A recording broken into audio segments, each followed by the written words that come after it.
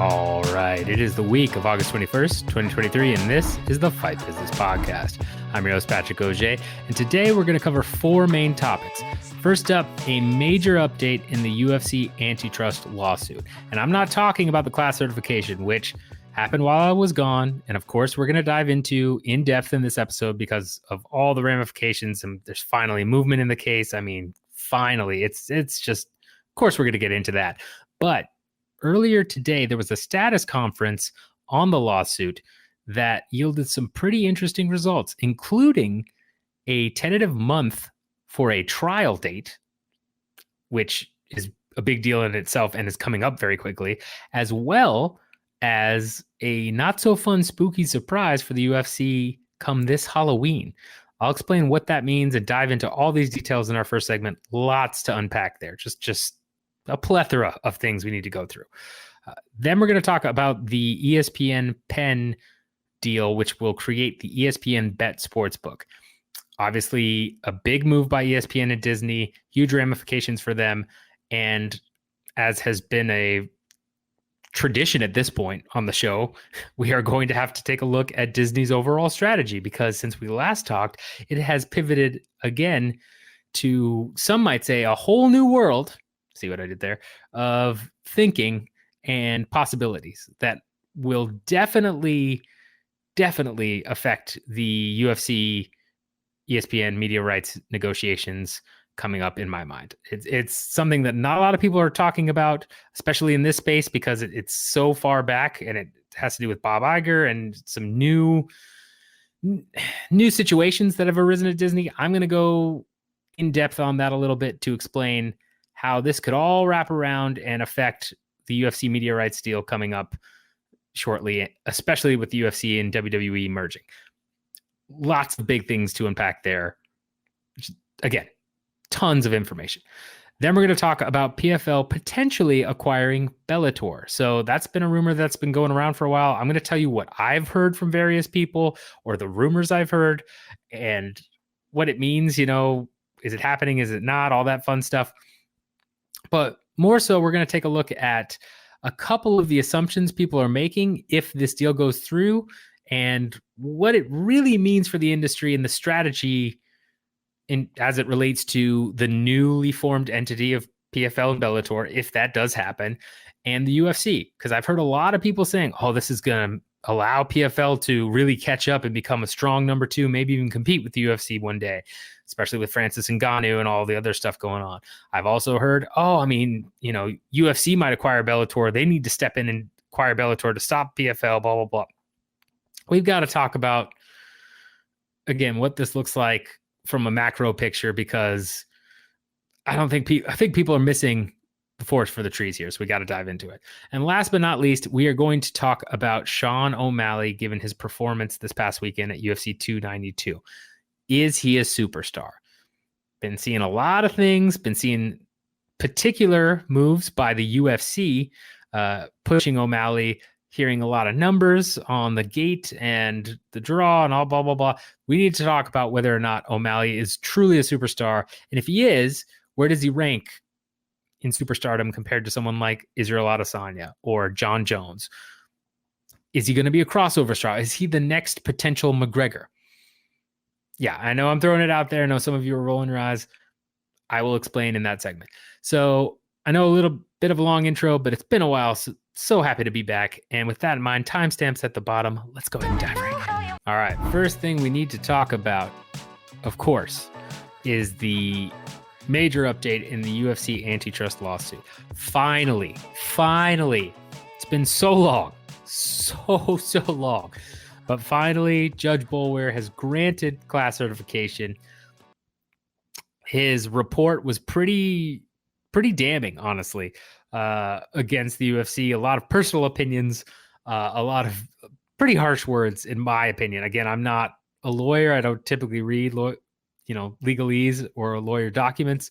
But I did have a friend of mine who's a lawyer look over and said, yeah, it's pretty clear where his opinion lies. It's pretty, tends to be harsher words regarding the class cert. And yeah, I mean, he came out pretty much in full force against the UFC, at least as it retains to class certification.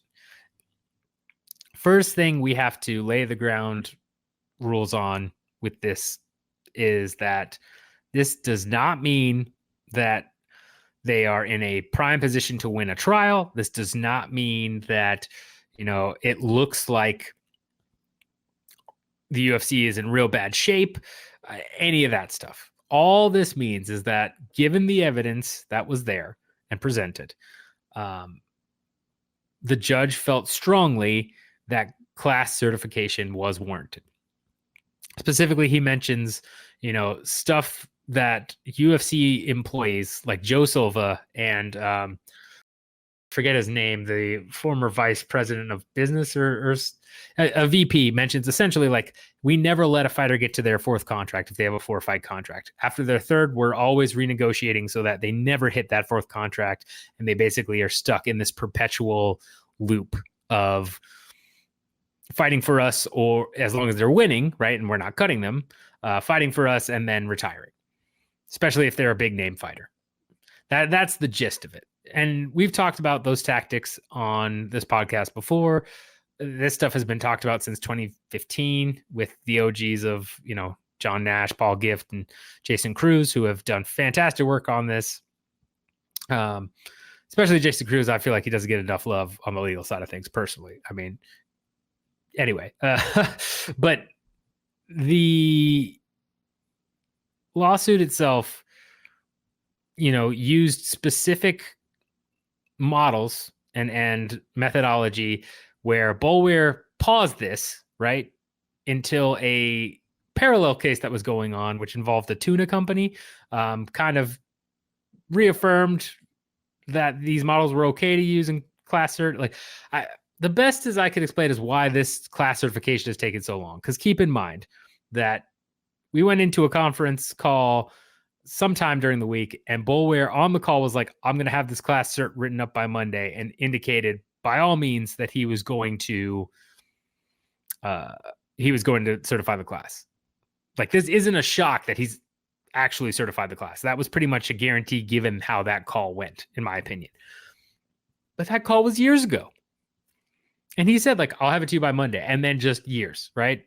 The parable of, I'm going out to get a pack of cigarettes, I'll be right back, comes back years later. That's basically what happened here. Reason why being that, again, Boulware was waiting for this other case to resolve, so there wasn't a conflict, and so that it didn't, mess up his ruling and leave more grounds for appeal possibly, right? So it gets resolved, and then he still takes his time, right? Like, because that got resolved at the end of 2022, I believe. So, I mean, we are 8.5 months in to 2023, and we're just now getting this class cert. But nevertheless, it is here. It is finally done. And it only pertains to class certification. Boulware points out again, like, as he's going through and using these seemingly harsh, edicts against, edicts isn't the right word, just harsh criticisms against the UFC, or what may seem like harsh criticisms to the layman. In his ruling, he clarifies again and again that as it relates to class certification, as to whether or not class certification should occur or not, yes, this holds up. And, that's a big win for the plaintiffs nonetheless, right? I've seen some other people say, like, this was the biggest hurdle the plaintiffs had to do. Now, I mean, from here, it's going to get only easier, and this is a huge win for them. It is in some ways. I think it's not the biggest win until it clears appeal, which we'll get into here in a second regarding the status conference that happened today. But yeah, I mean, if this holds up, it's huge.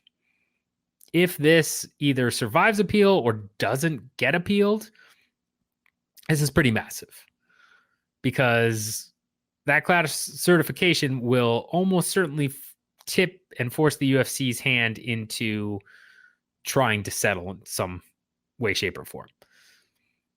Now, there are plenty of different ways this can be appealed. The UFC is already filing for appeal, which we knew they were going to do from the start. It's all going to come down to whether or not the appeals court takes it, and they are in a little bit of a time crunch, which again, we'll get into here in a sec. But this particular class cert and some of the things mentioned, including potential injunctive relief, which the plaintiffs haven't really listed yet. They asked, essentially to be able to pursue injunctive relief, but they didn't specify what they really wanted. And then the UFC came back and said, like, they're asking for, to pursue injunctive relief. We don't even know what that means. Like, what are they trying to do here? And basically said that they shouldn't be allowed to do this, etc. And in today's conference call, essentially a judge said, no, they can pursue it and make arguments, and they're going to be due in October. And so you're going to have to, get me arguments on for and against injunctive relief and what injunctive relief actually means from the plaintiff's perspective. And then I'll make a ruling on it later this year in a couple months, which is, again, very fast compared to the snail's pace this trial has been going. So we'll see what that turns up. But this is definitely not a good thing for the UFC, and it is a good thing for the plaintiffs. It's not this end-all be-all thing that I see multiple people making it. It's step one. It's the very first step in getting change enacted, either through changing of contracts, right? Like essentially eliminating long-term contracts. John Nash mentioned something regarding, a possible injunctive relief could be that contracts go from, these certain amount of fights over 5 years or whatever, et cetera, to, 1 to 2 year max contracts, regardless of championship status, all that fun stuff. Also, another possibility is to suspend exclusivity in contracts for 4 or 5 years, which has happened in another case, which is a big deal because, could you imagine if right now, all of a sudden, all of the UFC champions are free agents? Which we will talk about because, again, a little bit of forest for the trees there. But, it's a big deal, right? Like it could end up being a huge thing if that actually goes through. In terms of what happens now, UFC will appeal, and in today's press conference, Judge Boulware said, look, we're going to make this a speedy trial. We're going to, fast track this trial. We are aiming to have and set a trial date for either March or April of 2024, which is huge. That is 6 months away, 7 months away. That's nuts compared to the rest of the speed of this trial. It's not that nuts if you think about a regular court case, but given how slow this has gone, it's like we went from 0 to 60, right? Like, just holy crap. That's now coming up in, March, April. Wild. And that it would be a 4 to 5 week trial is what he had stated, which again makes sense if that's actually, going to trial. And we'll talk about that in a sec. But March, April of next year, folks, that's wild. I still can't wrap my head around that. Other things that were brought up in the conference today, outside of that fun bit of information, and as well the dates for arguments regarding injunctive relief, is that there's also arguments to be had regarding certain information to be released, where essentially the judge has stated that come October 31st, the entire record outside of names, health information, like identifying personal PII stuff, essentially, if you know what that means, personal identifying information, all of that's going to be unsealed, which is going to be a huge treasure trove of documents we're going to get to look through. That's going to be super fun. So if you remember again, when, this first ramped up again, which would have been 2019, when, you had some of these examples come out, you had the original cases being heard by Bullware, and you had some new financial information and business practices. You had some of those Joe Silva emails and all that fun stuff coming out. We got a lot of that, and that was awesome info just to learn about how, the business actually worked. But so much of it was still redacted. That will now be completely reversed. We're going to get to see everything, all the exhibits, all the, fighter presentation stuff, the fighter writers, all that fun stuff that we were like, man, I wish we could have seen what numbers these were here, and here. We're going to get to see them all, which is awesome. It's going to happen on Halloween, according to Judge Bullware, is that it's going to unseal the whole record October 31st of this year. So mark the day. I know I have that I'm going to be looking through those documents and just having a ball. I'm sure a lot of other people will. I don't know if you'll see me write an article for Sherdog to do that. It's been a long time since I've written, but that might warrant it. I'll definitely do an emergency podcast or just focus my FBP around it that week on that stuff for sure. But yeah, it's huge news, folks. I don't know what information we're going to find out. We're probably going to find out how much money Brock Lesnar ever made in the UFC and what McGregor's paydays were and percentages with pay-per-view points and stuff that's going to be very important in terms of getting out there and really shining a light on the UFC's business practices. Stuff that, someone as myself who's a strategy geek is going to just dissect and analyze all day long to be like, wow, this was the tactic they used. This was a move here. Well, that's, because obviously it worked for him.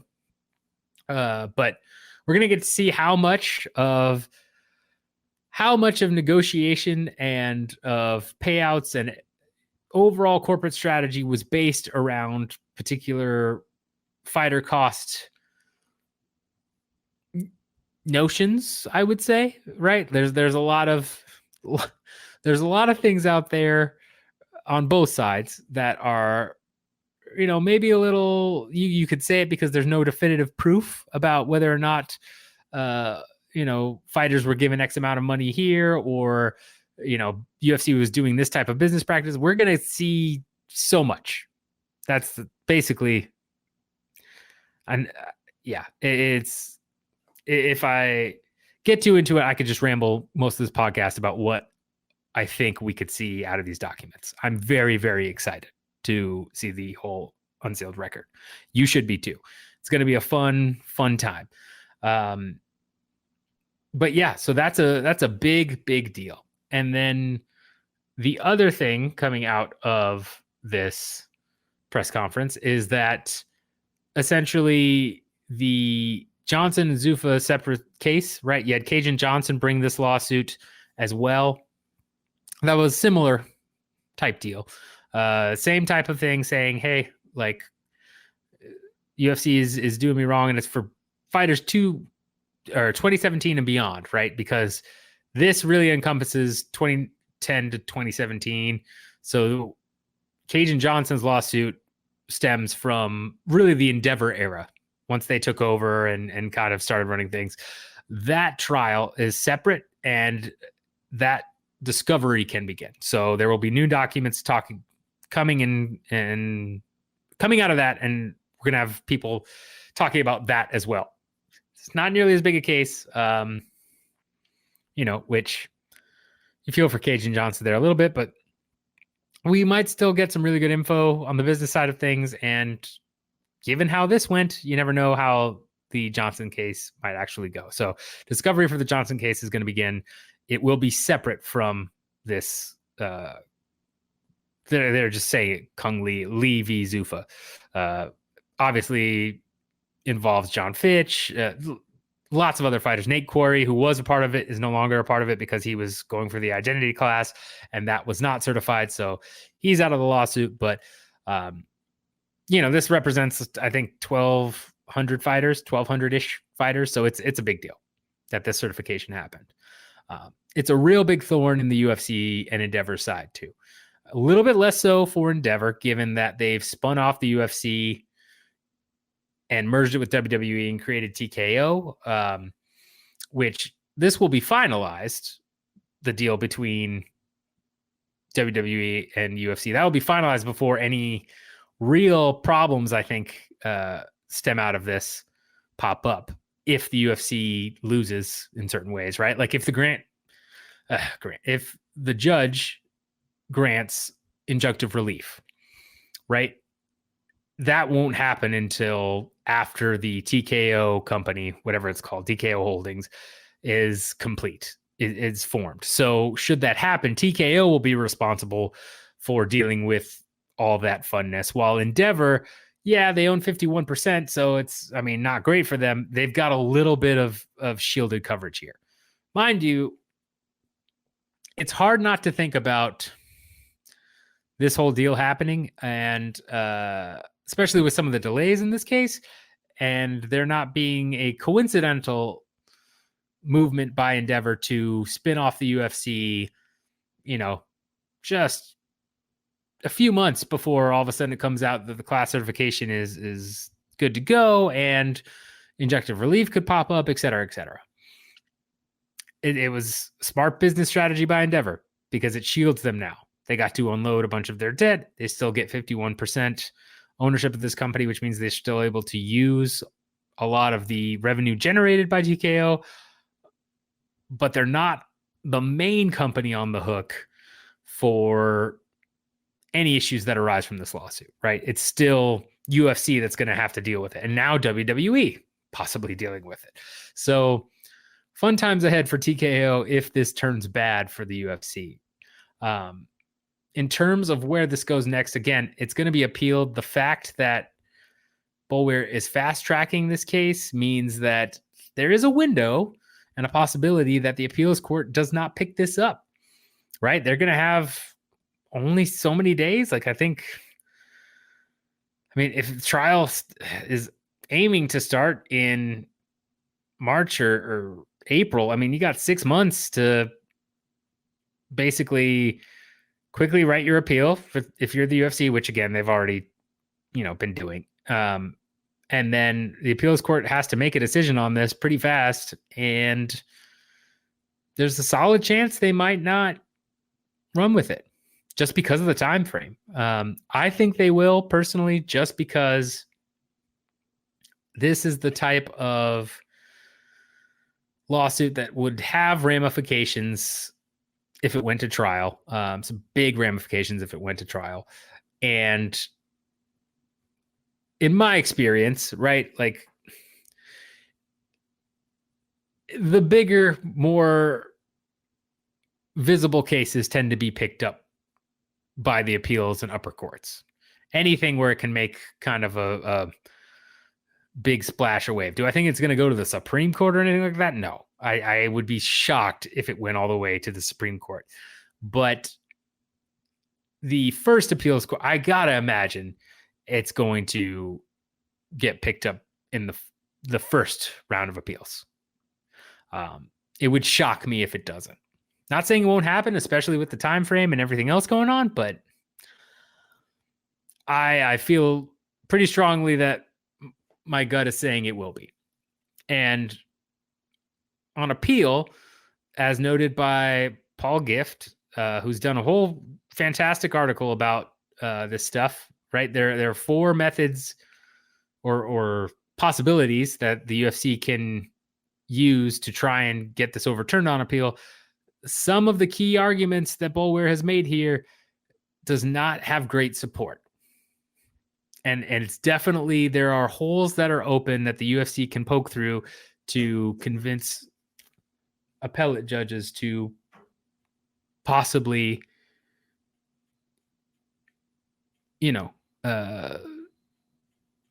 overturn stuff, overturn the class certification. Will that happen or not? It's hard to say. I don't.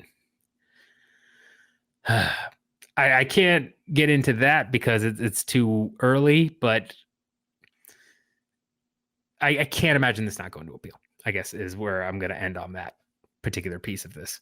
I feel like it has to. So the UFC, in the meantime, while they're waiting to see if the appeals court will actually grant them this appeal and run with it, they're going to be prepping for a possible trial and almost certainly working on deals, right? Like they're probably waiting and right now in the background, developing strategies and figuring out offers that they could give the plaintiffs to make this go away.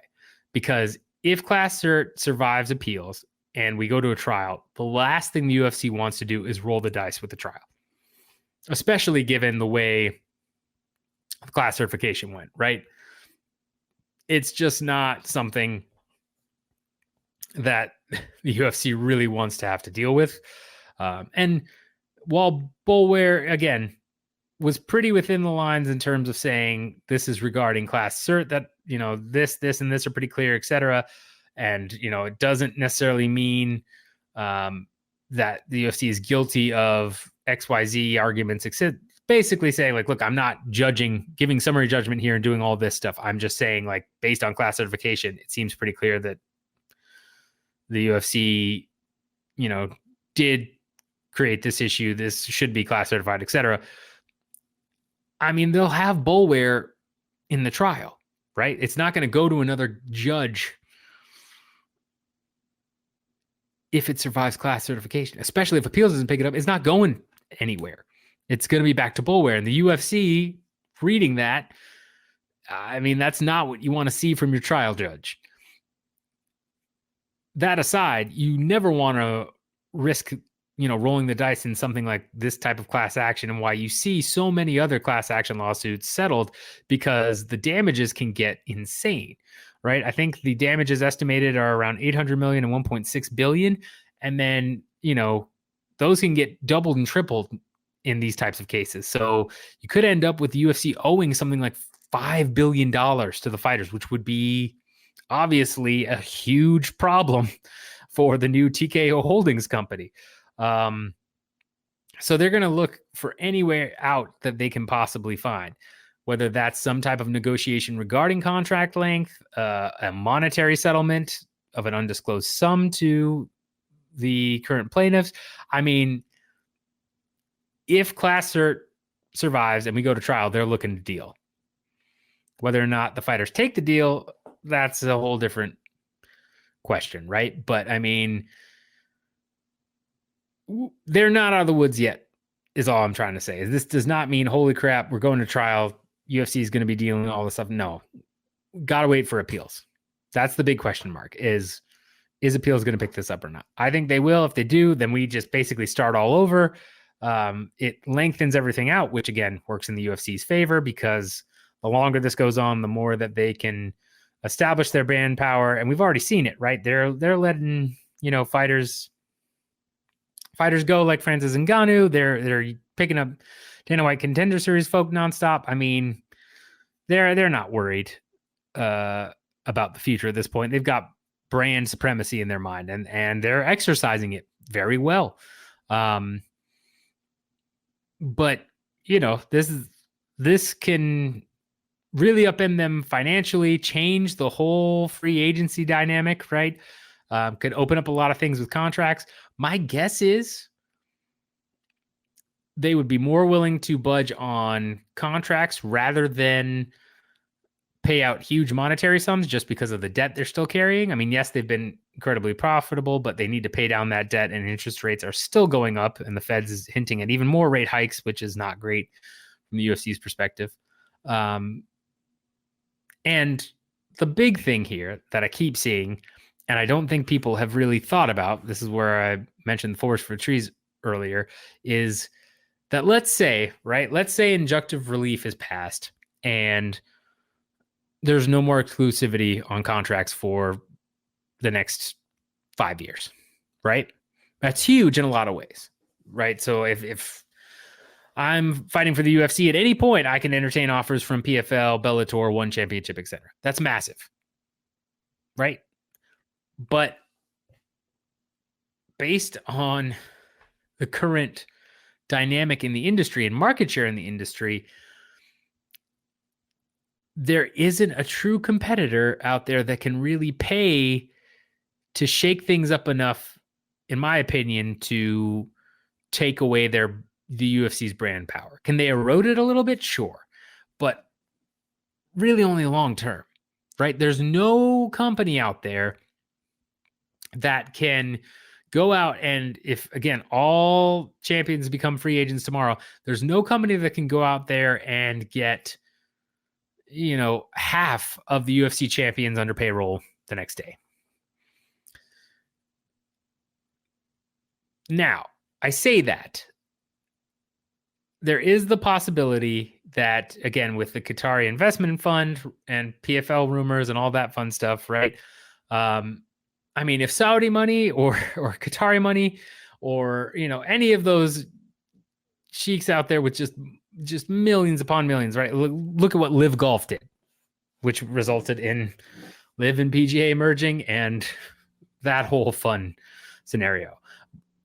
I mean, as it stands, if they wanted to get involved in MMA and just throw money at stuff, that changes the entire scenario, right? If all of a sudden PFL wakes up tomorrow with a $300 million war chest because the Qataris have decided to go all in on this, especially given that exclusivity contracts are gone, well, then that's a whole new world. That's a whole new... I mean, then you could literally see a fractured UFC roster that would certainly start to erode UFC brand supremacy and really, really hurt the UFC, or potentially hurt the UFC long term, right? It would test it. It would test it at the ultimate test for the UFC, or the biggest test the UFC would have to fight in ages, probably ever, because it would essentially say, okay, if we took away half your champions, according to you, UFC, you're this marketing machine. It's the brand that draws the fans. If we took away half of your champions right now, especially if we took away some of the most popular ones, we took away Adesanya, we took away O'Malley, we took away John Jones, take them away, and are you able to still draw the numbers you want? And are they not going to have fans instead flock over to PFL? Right? Even then, for PFL, it's a whole weird concept because you have the tournament style and you'd probably have to shake that up a little bit. I mean, again, if they acquire Bellator, you could have a different league type format or something going on. But yeah, I mean, it would be a true test. You'd start to really see like whether or not, the UFC brand power can, hold fast. But barring that happening, and even if that does happen, I think the UFC at least holds its brand power in the very, very short term. But then you'd have a true chance for PFL to actually compete to become the number one promotion. But barring that happening, I mean, there's no one out there who can pay these guys more, right? Like Ngannou is a rarity. I mean, as we're going to talk about in the PFL acquiring Bellator, PFL is not making money. They are burning through a lot of money. They're supposedly going to be profitable in 2024. Okay. And that could be, again, with certain investments. Great. But they're not profitable right now. And if they acquire Bellator, that will make them even less profitable. So it's a scenario of how many people can they actually buy? How many champions can they actually get to move over? How many champions would actually refuse to go over there because they want to stay in the UFC because of certain loyalties, right? Because there are a couple of fighters that are like, I'm not going over here, blah, blah, blah. You talk about MMA management and their type of monopoly and the things that have been out there about managers working with the UFC, which we all know the 3 or 4 that are pretty much in the UFC's pocket. Like, I mean, it's hard to imagine that even if contract exclusivity goes away, suddenly, PFL becomes a real threat.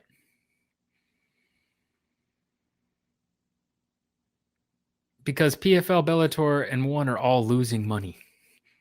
PFL the least amount, but still, UFC on the other hand is making money literally hand over fist, nearly $1 billion in profit. It's gonna be, if the UFC really wants to, they can start to eat into their margins and keep all their fighters if they're really that worried about brand supremacy, right? So important to remember that through all of this. Because I keep hearing injunctive relief could change the game. Maybe, yes, it would. Long term, sure. It could really end up spicing things up and, causing new champions that are, or new stars, right? Like if we're talking about Sean O'Malley possibly being a star, he can jump ship and then newer fans start to go with him. They're not super UFC fans yet. Yeah, sure. But right now it's not too many people think like, oh my gosh, that's it. Like this, it's going to be like the Ali Act. No, Ali Act is a completely different beast where suddenly everybody can have their own belts and there's a separate, like that's an overnight change that literally demolishes the UFC's brand in ways that are very hard to come back from, I feel like. Contract exclusivity, it's a big deal, but it's not that same type of blow.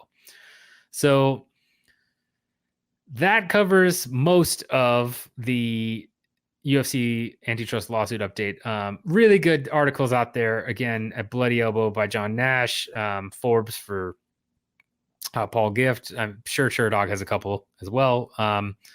So check those out. But those two and anything Jason Cruz has written on MMA Payout, those are the three OGs. So I always shout them out with this stuff. And of course, they covered it all in depth with a lot of the finer details of this. But the bigger picture, again, it's not over yet. The fat lady hasn't even begun to sing. Appeals could undo all of this. B, we are going to get everything unsealed come October 31st, which will be a fun treasure trove of stuff to go through. And C, the ramifications and injunctive relief that I keep hearing about, sure, change things and are big, but not short-term big. Long-term, yes, UFC has a problem. They have to find ways to keep their brand power and keep certain people happy, especially if they get that McGregor type of star power. Because, that's a big deal, right? McGregor goes to PFL or some stuff. Okay. Regularly on PFL shows. At this point, his star power has faded a little bit, right? It's not like tough ratings have been through the roof. But still, right? If you get another superstar and then they hop ship, it could cause a lot of problems. But short term, it's not that. It's really not. Monetary damages are much more of a problem for the UFC in the short term. That's something they have to look out strategy-wise. So let me know if you have any questions over all of this. I know it's a lot. I know I rambled a little bit, but it was important to go down those rabbit holes. Yeah, let me know because it's exciting times. Finally, y'all, we have some movement on this lawsuit. Thank goodness. All right. Next up, we need to talk about the ESPN Penn deal, where Penn has agreed to, Penn Entertainment, that is, I just keep saying Penn, but Penn Entertainment, which is a sports book, has essentially agreed to create a new sports book called ESPN Bet with Disney's ESPN. And so as part of this deal, Penn agreed to sell its existing Barstool Sports brand back to founder Dave Portnoy, which is wild. And a whole nother story we won't get into, but that guy made a bunch of money selling it, and now he just got it back, which is crazy. And ESPN Bet will debut in the fall of this year. Penn has secured ESPN Bet's exclusive right to trademark for 10 years with an option to extend it another 10. And is expected to add about $500 million to $1 billion in annual long-term adjusted earnings potential in this particular segment. ESPN, on the other hand, will get $1.5 billion in cash over the next decade, and granted about $500 million worth, or 31.8 million shares worth of options, warranties for Penn stock, with the ability to appoint a board of director after 3 years. So this partnership is basically Disney saying, all right, I'm going to go ahead and get ESPN into the gambling space. We're going to have an ESPN Bet sportsbook with their branding. That's going to yield a ton of opportunities. If you haven't seen UFC or PFL or, baseball, name a sport on right now, betting is everywhere. Now, this type of renaissance, again, is new for the U.S. because of things that were, the way to sports gambling was only recently paved in the U.S., right? Once you had essentially the ban overturned, we've seen more and more states start to legalize gambling and become a bigger deal. And now all of a sudden it's everywhere. I mean, if you're watching a fight, you got minty bets. PFL has, Jonathan Coachman from WWE on doing betting stuff. I mean, right? Like betting is everywhere. This is not uncommon and hasn't been uncommon in European countries or in Australia for a long time. When I visited Australia in 2014, when I was a youngin' and backpacked out there, betting was everywhere. You had tab things, you go in and just have every game imaginable, every bet it was just a normal thing. Like, you can bet on just about everything. It's a big thing shown everywhere. It was just part of the culture, right? That's what the US is going through now. And you'd best believe that with ESPN Bet launching, they're going to be talking about MMA, but also, basketball, football, all this stuff. You're going to see, Sports Center is going to have betting odds everywhere. I guarantee you can go to ESPN Bet and get a bonus if you do this. I mean, all those DraftKings apps or ads and app ads things and app ad things. Sorry, it's been a week.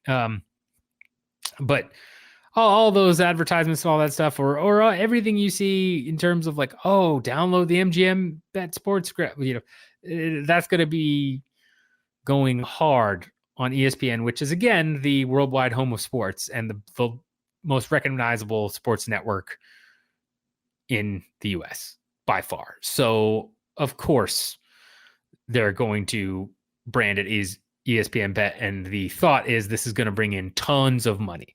Now, in order for this deal to really pay off for ESPN, given the licensing, right, and that the fact that part of the money coming to them is through stock options and warranties and all this stuff, because it makes it a really long-term deal, right? It's a 10-year deal, essentially, if you think about this, minimum. Could it get extended? Sure. But like for 10 years, Penn Entertainment gets to say ESPN Bet, and they're in business and their brand name is tied to that company. In order for this to really work, Penn is still going to have to gain a fair amount of new market share, right? Like, as you go into more and more states that are legalizing things and are attracting new customers, you're going to have to be able to still gain a fair amount of those users. I mean, it's just, there's no way around it, especially given how much money Penn is shelling out. Like, you're going to have to be the leader in winning those users. But then you're also going to have to differentiate your app enough that, it's going to really want people to flock to you. Hypothetically, you're going to take your competitors' customers. You're going to be the de facto betting app. With a name like ESPN, it's certainly possible. But the functionality of the app has to be tight, right?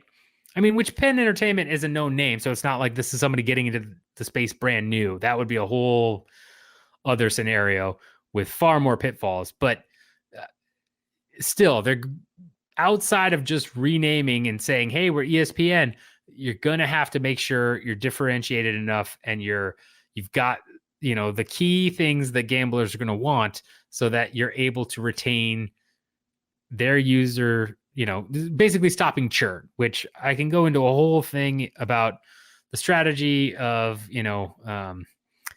net, what is it called? The net score. I'm blanking on it, but essentially the score of, are you a champion of something or are you detractor? And then you get a net score through surveys. And then that gives you an idea of what your churn is. And churn comes down to how many customers are you losing, how many customers are signing up, how many are you losing.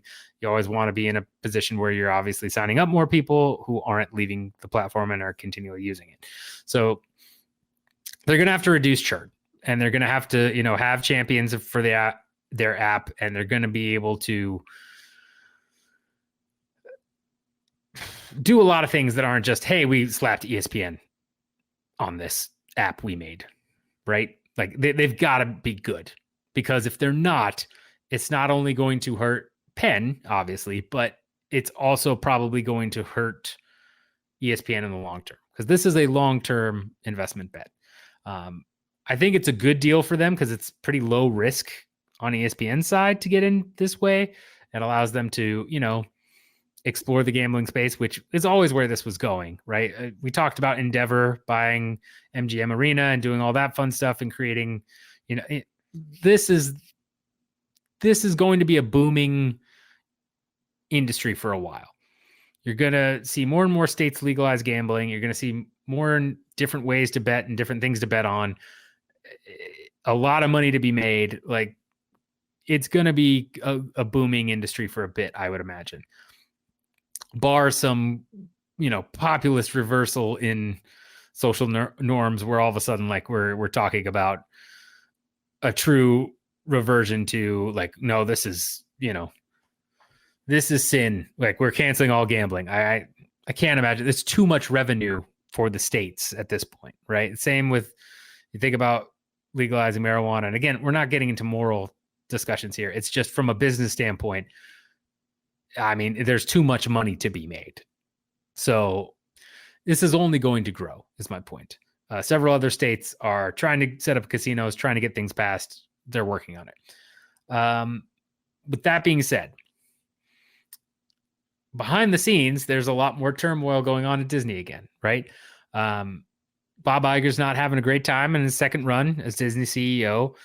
You've seen him do some important cost reduction. He thinks he's on track to reduce costs by about $5 billion or so shortly, I believe by either end of this year or end of 2024, which is impressive given where, some of those costs were for Disney under Chapek before Auger came back. But obviously a huge part of that there's been a lot of layoffs. There's been a lot of talk from Bob saying, like, hey, we're going to sell off a lot of this. We're going to strip this down to our core focus, which is we want to, what's the core IP that makes us a lot of money?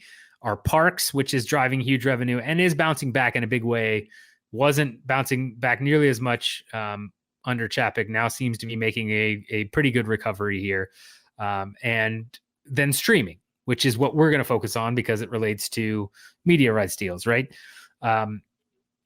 But I mean, they're really trying to kind of cut some of the fat and bloat that's occurred in the past decade or so.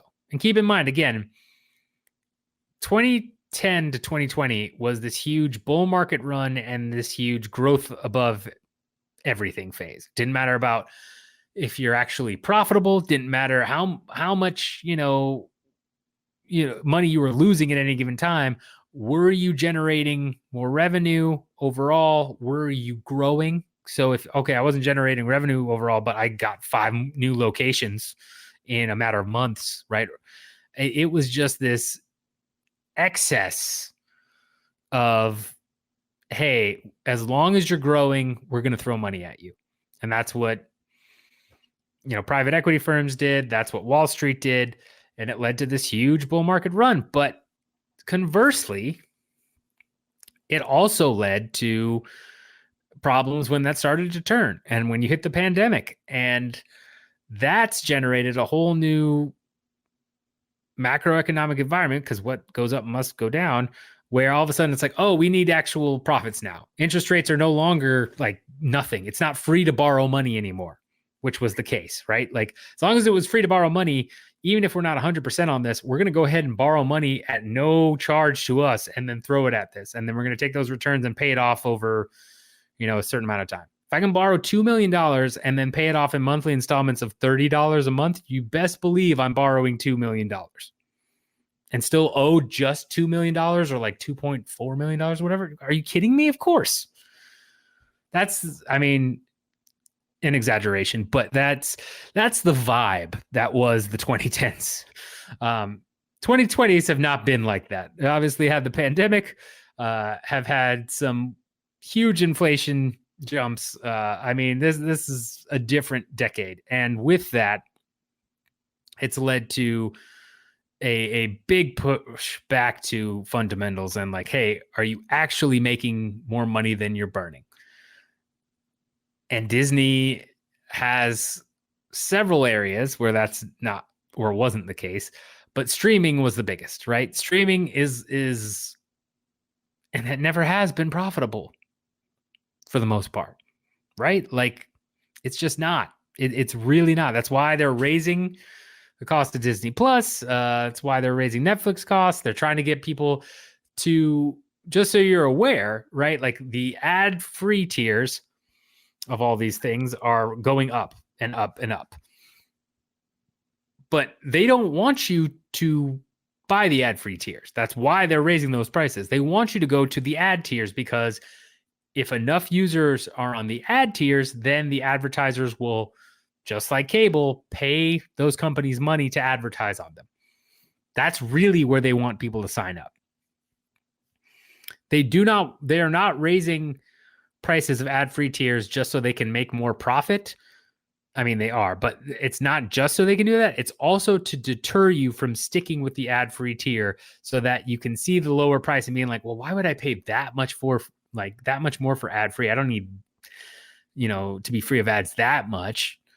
I'm going to go ahead and pay this lower rate. And then I'm a user who will see various ads. And then I, as Disney or Netflix or whoever, can go to an advertiser and say, hey, we have 5 million users right now. And, next quarter, we're projected to add another 2 million who are going to be on the ad tier. And on that ad tier, you can buy space here and get your product in front of 7 million people. And it's only going to grow because we're going to raise our ad-free tier, et cetera, right? Like that's the real end goal. They want more people on the ad tiers than paying less money to them directly than, the ad-free. I don't think people really get that. Feel like a lot of people assume they want as many people as possible on the ad-free tier. No, they don't. That's why they're raising that up and leaving the ad tier at a lower price.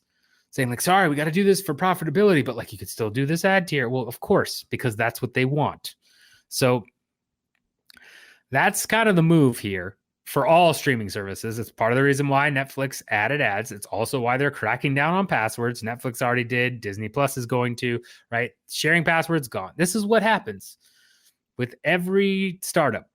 It's literally the way startups work. When they have to become actually profitable, they take away all the things that for years you have loved about them. A Movie Pass. Go look up Movie Pass. If you want to go on a complete detour and just see how awesome the original Movie Pass was and then what it turned into, go check it out. It was a completely losing endeavor. They went bankrupt. It was sad, but like, man, Movie Pass was like the bomb if you like to go watch movies for a while. But it was unsustainable. That's the problem.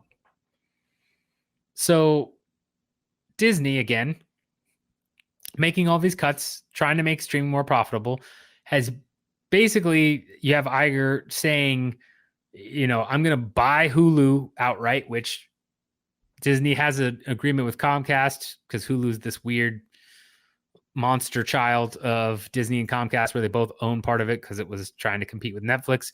Well, Disney's going to pay a stupid amount of money to buy Hulu. I think it's $9 billion to buy out Comcast and get the rest of Hulu. Iger is committed to that. But on top of that, when you look at Iger's previous comments, right? ABC is for sale. Almost all of its linear networks are for sale. They want to find a partner that will do direct to consumer for ESPN. So yes, they have the new Penn deal, but really they're trying to morph that into getting a strategic partner to help them go straight to consumer. So ESPN is just beaming in like its own streaming thing, right? And with all that, this is all happening at a time when, Disney stock price is down and there are people, including myself, if I'm looking at this correctly, based on Iger's previous comments, who see Iger as stripping things down, not only to become more profitable, but to sell. Yes, that is right. Iger has talked before about merging Disney with another particular company, which we'll talk about in a sec. If you look at this from the outside, especially if you're looking at it through mergers and acquisitions lens and M&A lens, it certainly looks like something similar to imagine it's not a former CEO coming in trying to steer the ship the right way, et cetera, but that a new CEO or a private equity firm coming into a company and suddenly laying off a bunch of people, stripping down and trying to sell off a bunch of different business units it sees as failing, looking for strategic partners for specific deals and specific, business units that might be failing, but it really wants to be profitable or believes is the future, aka ESPN. It looks just like a private equity firm coming in and gutting a company to get it ready for sale. Iger once said he never wanted to go into the gambling space. He didn't think it was a good idea. The fact that they made this deal with Penn shows how desperate Disney is to start making streaming profitable and to fulfill this long-term vision, strategic vision. We don't know exactly what that is because, again, Iger has said, I'm not getting into gambling, and then made this deal, right? I mean, which happens. That's not a huge knock on Iger, right? Like you're not gonna put all your cards on the table for everyone to see. That wouldn't be very good. But outside looking in, it certainly looks like somebody looking to sell. Now, as to the company that Iger has talked about selling to in the past, or envisioned a world where the companies could merge, that company is Apple. And yeah, it makes a lot of sense if you look at some of the synergies that they could create by, with Apple's technology. I mean, you could, and this is a big if regarding the metaverse and VR and all the stuff that's happening, right? Like, if that starts to take off at some point, Apple, of course, will be a player in that space. They just released that new giant pod thing for virtual reality, augmented reality stuff. You could do a ton with that and Disney properties, right? I mean, it makes sense that those two might eventually merge. And you think, well, I mean, it's Disney. I mean, it's this massive company. It doesn't need to merge. It's bought all these other things. It's spent 2010s acquiring Marvel, acquiring Pixar, all these other, it was growing. It's a competitor. Sure, but it certainly, the past year and a half has looked like it's a bloated competitor that now looks like we're trimming it down for some reason. And that could be just to return to profitability, right? And get back to roots, etc. But it could also be to get it ready to move. Now, where that falls into the UFC deal, right, where this comes full circle, because I know, again, we got caught up in a Disney trend, but it's important to talk about because ESPN, UFC, etc., is this puts Auger in a very interesting position for the UFC media rights negotiations, right? If you're looking at it from the sense of, okay, I'm trying to cut costs and keep costs lower so I can be more attractive to Apple so that Apple can buy me, you're probably not going to make a super crazy offer to retain the UFC unless you view it as critical, right? If you view the UFC as a critical piece, which, I mean, for ESPN right now, they certainly seem to be, but if you view it as truly like, we cannot move forward without the UFC's streaming, then yeah, that's a big deal. And I mean, you look at, okay, with the new company with WWE, that's a lucrative enough offer for streaming and media rights. We've got to grab all that. Right? I mean, if it is a key piece, then sure, you are making crazy bids. You are going all out and you are making sure you get that media rights broadcast because you need it to go to Apple and be like, this is why ESPN makes sense for you to buy. And this is why it makes sense for you to buy Disney. That's one of our strongest properties, right? Because another possibility too is that even though Auger said we're not selling ESPN, he could always change his mind there and say like, okay, Apple comes and makes him a crazy offer for ESPN. Sure. Because Apple has so much cash. They're one of the few companies right now that can go ahead and buy Disney or ESPN or what have you pretty easily.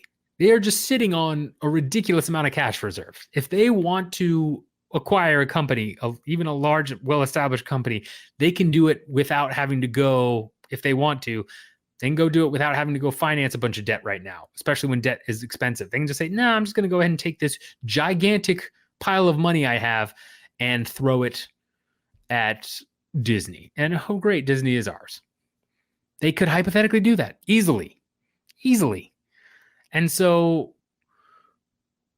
this, raises multiple questions for Auger, where is the UFC considered that critical for ESPN survival? Because if it is, yeah, they're going to go all out. They're going to probably come near double what they're paying right now, and they're going to give UFC whatever. If it's not, they're probably going to come in with a weaker offer, and UFC is almost certainly gone from ESPN. I think, barring any information about a potential Apple-Disney merger ahead of time, I think the media rights deal will indicate, right? It'll be a chicken and egg thing, I guess, is either we're going to hear that Apple is interested in acquiring Disney or ESPN or both. I mean, probably both, etc. And so that yields, probably them stepping in and maybe doing Apple TV Plus, right? Like, or Apple Plus stuff, because again, they have their own streaming service, right? So that complicates things a little bit. But I would imagine if that's happening, they make a bigger offer, or they utilize the fact that they have two people bidding on the UFC to kind of try and lower the rights deals that they give the UFC. But they definitely want it. And it's kind of a known deal. Otherwise, if we don't hear anything regarding that, then depending on where the UFC goes and what the rumors are regarding an offer from ESPN to UFC is for partnership renewal, I think that would indicate whether or not that's going to lead to an Apple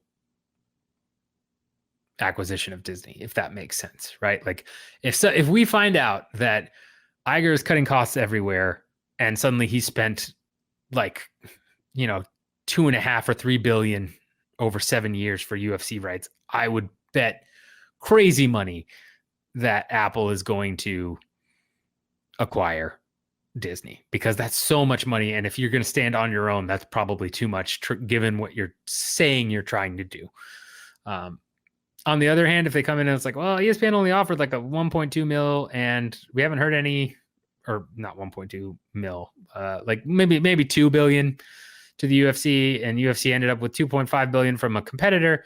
Well, okay, then probably Apple's not going to necessarily buy them because Auger's much more focused on just, keeping costs low because he thinks he's going to have to survive for a while. Unless Apple really has no interest in UFC rights, but I can't imagine that's the case. I mean, then again, if they're trying to go for bigger rights like NFL, I mean, there's lots of different possibilities. I shouldn't rule all that out, but all this to say is that it will not just be, in my mind, probably, it will not just be whether or not UFC and ESPN can come to an agreement based on their previous partnership and their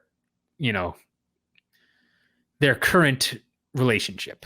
I think most of this is going to come down to Apple's long-term strategic vision and whether or not Auger is truly trying to just lean up Disney and then build it into another powerhouse, or lean up Disney so it can be sold to Apple. And then, I could easily see UFC and WWE on Apple Plus or on ESPN through Apple Plus. Lots of different possibilities there, but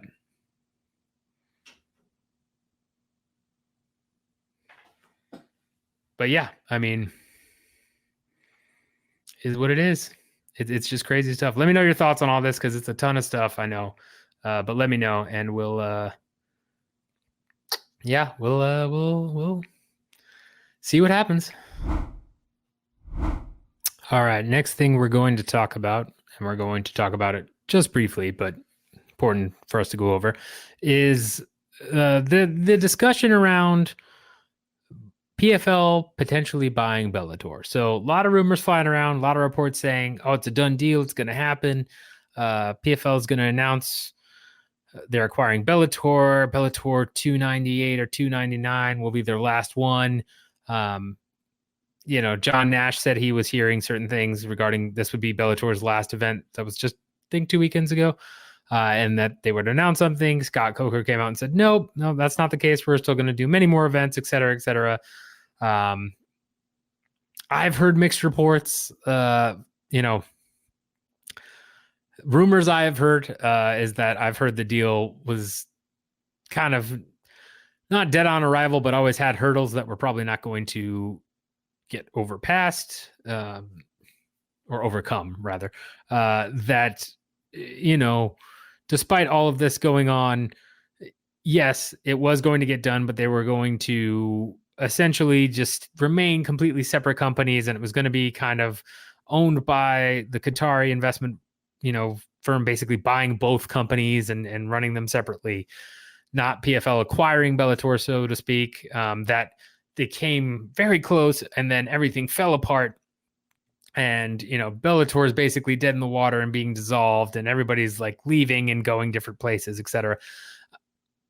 So many rumors, so many rumors saying so many different things. As of right now, right, if we're looking at just actual face value stuff, it still looks like they're completely two separate companies. In terms of what we know, I know not that long ago, I said I believed Bellator was still profitable, given that they had kind of turned a profit finally in 2018, 2019, and basically up through the DAZN deal they had. But later on, I've learned, which I've talked about at least one other time on the podcast, but just important to reiterate, that they are not so profitable. In fact, right now they're burning through a ton of cash, partially because since they're being shown on Showtime, which is an in-house network for Viacom, they're not getting any extra media rights deals, right?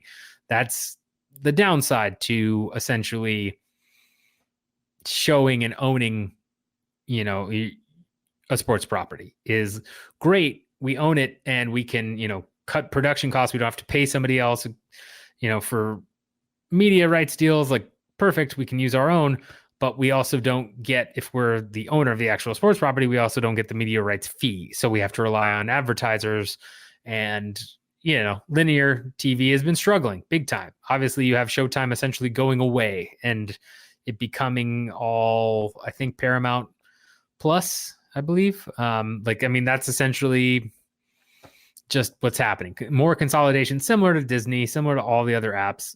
HBO Max with Discovery Plus, going from HBO Max to whatever it's called now.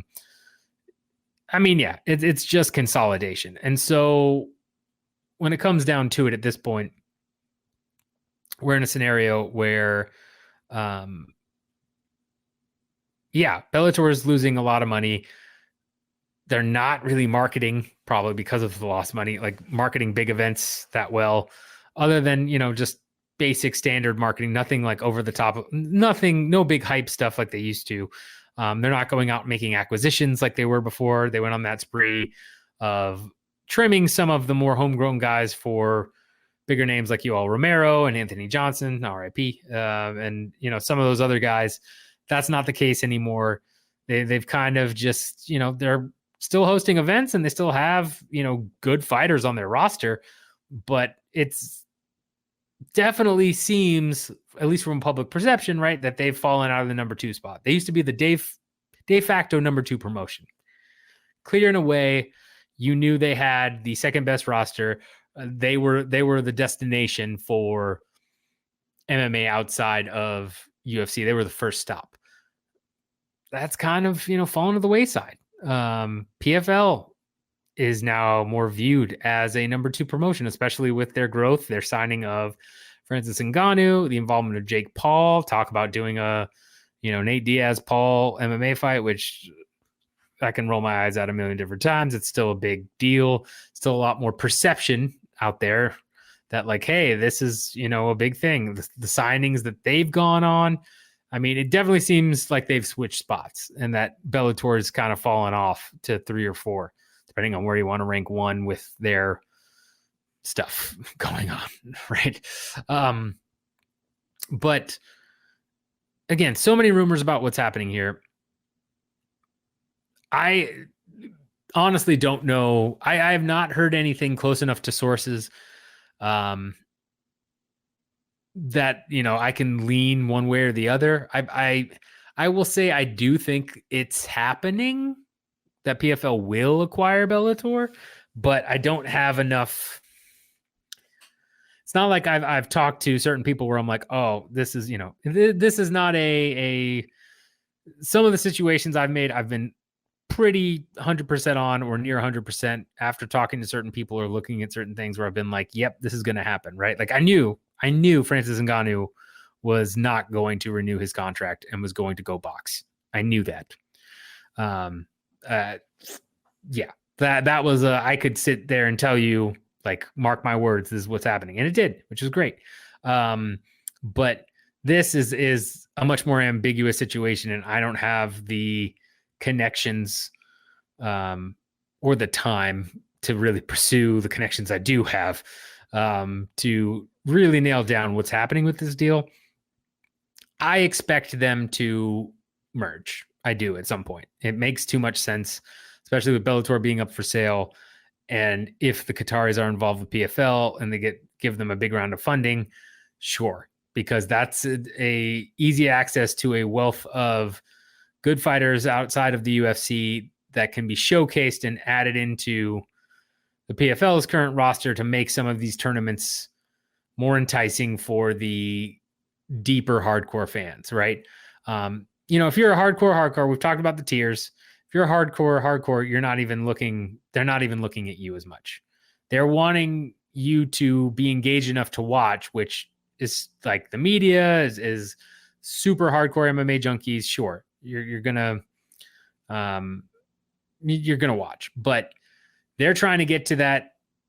Let's say there are 8 total tiers and 8 is the hardcore. They're not worried about that. They're trying to get the 765 tier right now, right? Trying to get the 1, 2, and 3 of the super casual ones with a Jake Paul, Nate Diaz MMA fight. That's bringing those guys in. Francis Ngannou, you're probably trying to get your 2s and 3s. But right now, if PFL acquires Bellator, it's targeting the 765 tier of you're a hardcore MMA fan or you're into MMA, but you'll watch UFC events, but you'll also watch Bellator, you also watch MMA or PFL and one. It's just you want good events, right? You're not the person that's necessarily going to watch every UFC card, but you're going to watch good UFC cards, or you're going to watch every UFC card and maybe the occasional other card as long as it's worth your while. And if you get enough former UFC names or enough good Bellator names, well, okay, I'll go ahead and watch that too. Those are the types of fans they're aiming for. So that being said, this merger, if it does happen, I've seen so many things and so many statements by people saying there was a story. Forget exactly who wrote it on a blog, but story is that essentially it was like, this is a way they could close the viewership gap long term and all this stuff. And it would give scale to PFL. So there is still a notion, and John Nash might hate me for saying this, but we might just disagree at this point. But there is a notion, in my opinion, that if you acquire the best ranked fighters, and we're talking like Fight Matrix or ranked on hardcore websites, right? Like Fight Matrix is the most well-known one, but let's say Tapology or Sherdog, us, right? Like you take all of our things together and you say, these are our highest ranked fighters. There is still a mindset, if you acquire the best fighters, if you put Francis Ngannou and AJ McKee and the Pitbull brothers and John Jones and Israel Adesanya and all this stuff, if we get them all in one place, then we're going to have a banger promotion, and that's really what fans will flock to. And I disagree with that statement. I think that statement was true even 20 years ago or 15 years ago. But now, I mean, maybe even 10, if you're thinking about it. Yeah, 10 years ago, I would argue that statement's probably true. But I think at this point, the UFC's brand has become so entrenched. And this goes back to the fighter acquisition stuff, right? That like, unless you're pulling all of the stars together, it's not going to make that much of a difference. And really, it's going to be about pulling the UFC stars, which like, that's my big thing. Is it's not that Bellator ratings have been sky high. I remember when AJ McKee beat Patricio Pitbull and people were like, that's a star making moment. I mean, it was surreal, right? Like it was, you watched that and you had people compare it to Conor and Aldo. The first fight, obviously, the second fight, not so much. But it was this giant thing, right? And people thought for sure that's the breakout performance for AJ McKee. This is where he transcends, Bellator holding him back, being in Bellator holding him back. And here he's going to make a name for himself and become this super popular fighter. And he never did. Mind you, his next fight was not so great, right? When they ran it back, but like he never transcended. It was not a breakout moment. It wasn't the Conor Aldo moment, right? If Conor goes on to lose his next fight after Aldo, it hurts him, but he's still like, he has that moment in the spotlight. He has that giant moment in the spotlight that no one can take away from him. If he goes on to, I mean, which I guess he did. I mean, he fought Nate next, right? Yeah, he fought Nate next because he went up and RDA got hit. So he did lose his next fight. Is that right? I think so. So yeah, I mean, geez, embarrassing. I'm gonna have to look that up now while we're on this, which is a rare thing I do on this podcast, but I'm going to have to because I'm dead set on it. But he still had his moment of spotlight no matter what.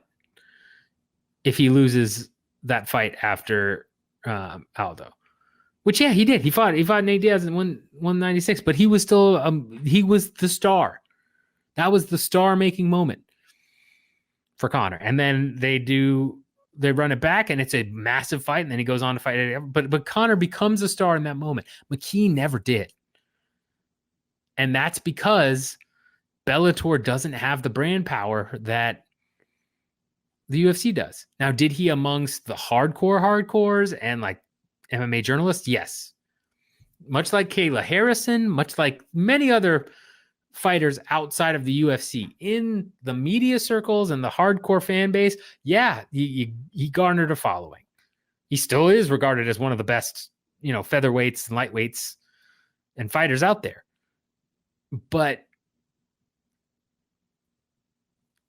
it has to go further than that to actually be monetarily worthwhile in a lot of ways. And the thing about Bellator being bought by PFL is that if PFL buys Bellator, great. That means you have some of these guys fighting really good, like the best of PFL guys, and it makes it pretty awesome. Similar to Rise and Bellator, right? I love those shows.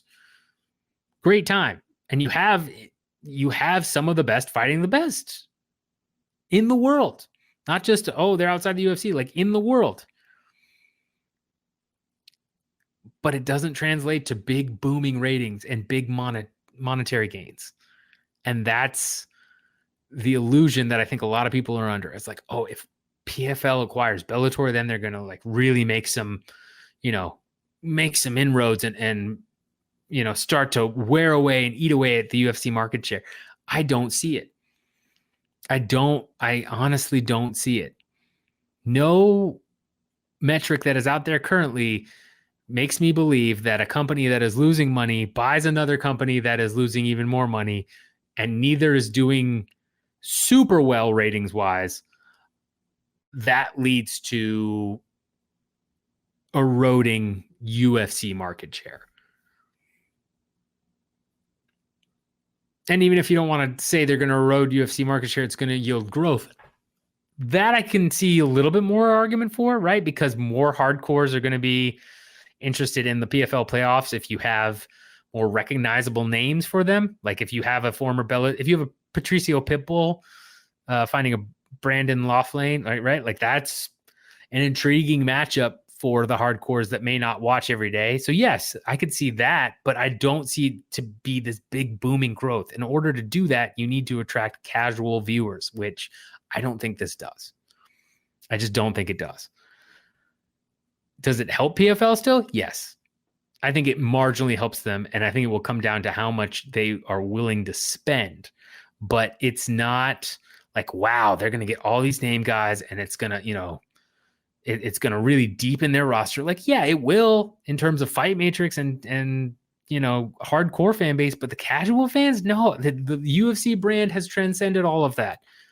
You have so many people saying, I train UFC. You have Stephen A. Smith on ESPN saying, training UFC.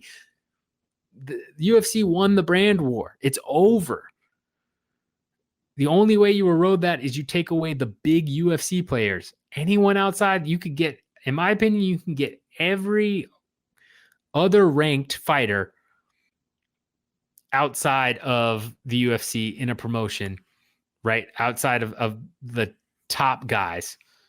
And I'm talking like number one or number two. You can even have number one, which I think has happened in some cases, right? Like number one outside in the world, but they're outside of the UFC. At this point, PFL, Bellator, again, I'm leaning PFL will acquire Bellator, but I don't know. I don't think it will be this big powerhouse everyone assumes it'll be.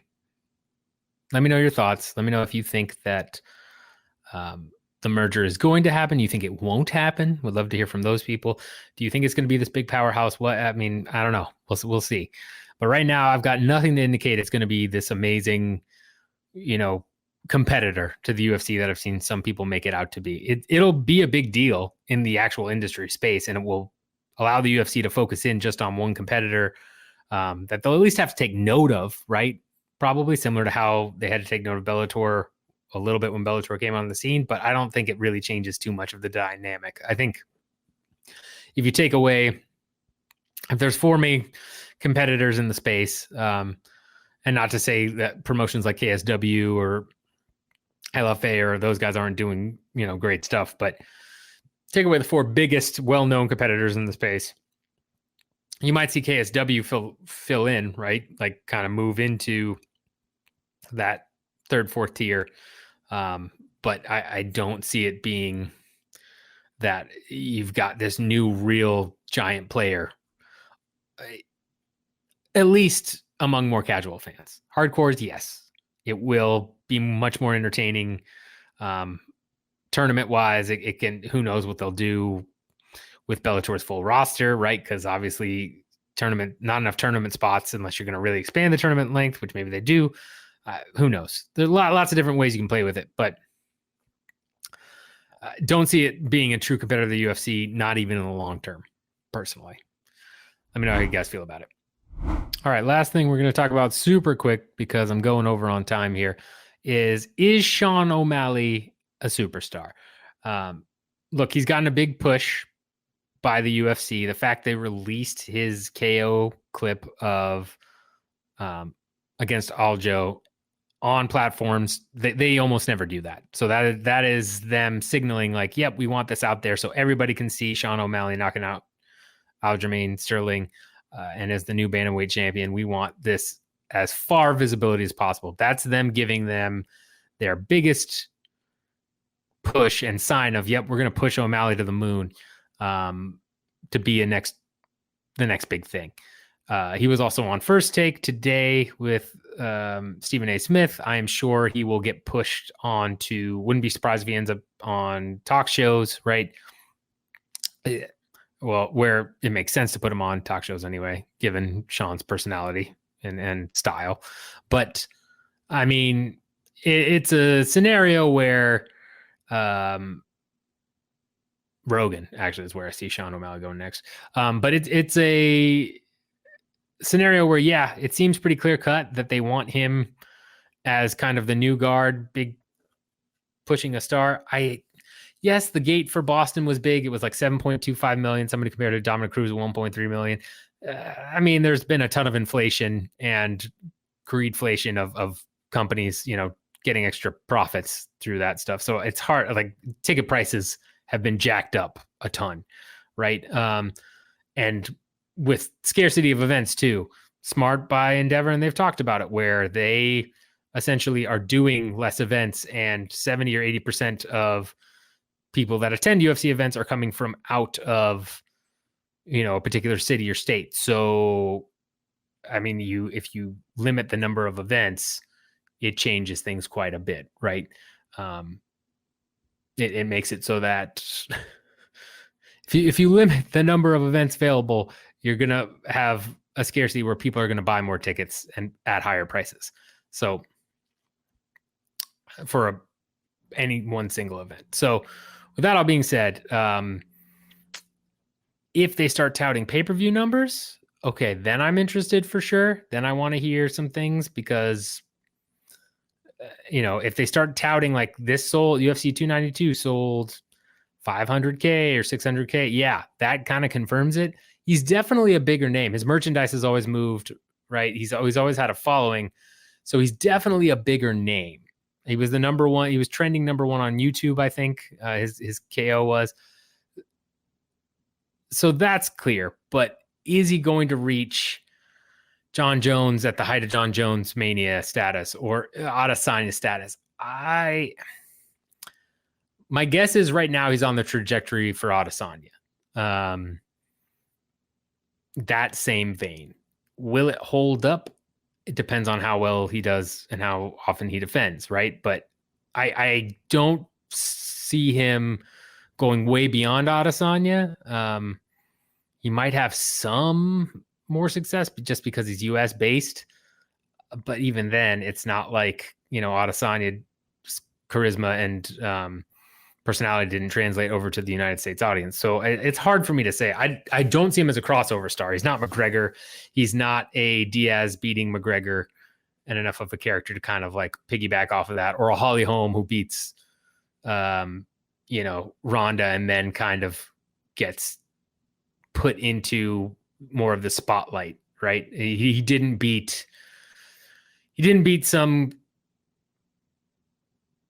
unbeatable 135er. He beat Aljo, who had a great run, but was not, also himself booed, right? Like, I mean, it wasn't exactly the most popular champion. So honestly, it's one of those scenarios where it's going to be interesting. He'll need a rival to really get to the next level, I think. I don't know where that rival is. But I mean, he's not, I'm definitely not going to declare him a crossover star. I will declare him right now on the same path as Adesanya. I've seen enough metrics and seen enough hype, seen enough anecdotal evidence, right? I saw a couple of bars around here in the Austin area, which, I mean, they're generally the Austin area bars that show UFC are pretty, steadfast, but I saw one or two extra ones that were just showing this one. I was like, okay, or we're advertising this one, which was okay. The last time I saw that happen was, I think, an Adesanya fight, or not even an Adesanya fight. It might have been way back beforehand. Special events, though, right? Like, it means it's a bigger, anecdotally, it seems to be bigger pay-per-views. They get shown at these couple of places every once in a blue moon. So that being the lowest rated evidence because it's anecdotal, but then the other metrics I've seen, social media metrics, merchandise numbers, things of that nature. Yeah, he's definitely on the Adesanya path. I don't know how he's going to translate pay-per-view buy-wise, and I don't know if he'll be able to maintain the same momentum Adesanya did for so long, right? Because Adesanya has even dipped a bit. We know that. Adesanya versus Whitaker 2 did not beat Charles Gaethje, right? Like, we know that much. So it's hard. It's hard to say where his popularity is going to lie too, because I mean, Adesanya also had like plenty of people supporting him, the entire country of New Zealand, and when he wasn't fighting Whitaker, my guess is Australia too probably got behind him a fair amount. Oceania, whereas like, I mean, it's US for O'Malley. It's much harder to rally everyone in that regard. So that's where I think O'Malley is right now. Let me know if you agree or disagree, if you think he's a bigger star or not a bigger star, but that's where I would rate Sean O'Malley at this point. We'll see. I'm excited to see what happens. It was an interesting event. It was a big KO. Their UFC's giving him the full marketing push. We'll see what happens. All right, guys. Well, happy to be back. I know this was a long episode with lots of different tangents I had to go on, but I hope you found it informative. I hope the analysis was something new. I know there's a lot of information about this stuff. I try and bring a slightly different perspective, but always appreciate you guys listening, watching. If you're on YouTube, hit the like, subscribe, bell notification is the subscribe. Sorry. I also it's been a while. I've been dealing with stuff. I'm not going to go into it. No point, but, hit that, just do the things you normally do. All right, guys, appreciate you listening and watching as always. If you're on YouTube, hit that like and subscribe. If you are on Spotify, Apple Podcasts, Stitcher, any of that fun stuff, always appreciate you guys listening. Love you guys. Know it's been a while. Not even going to get into it, but again, happy to be back. Very exciting. Hope I brought a slightly different perspective to all the stuff. I know we went down a lot of tangents, but I thought it was important to cover them all. Let me know your thoughts on this stuff. Love your comments. Love the interactions I've been having on the more recent videos. Keep that up, and I will keep knocking this stuff out. Ask me any questions you want. Bring up any topics you want me to cover. Love it. So as always, until next time, get money.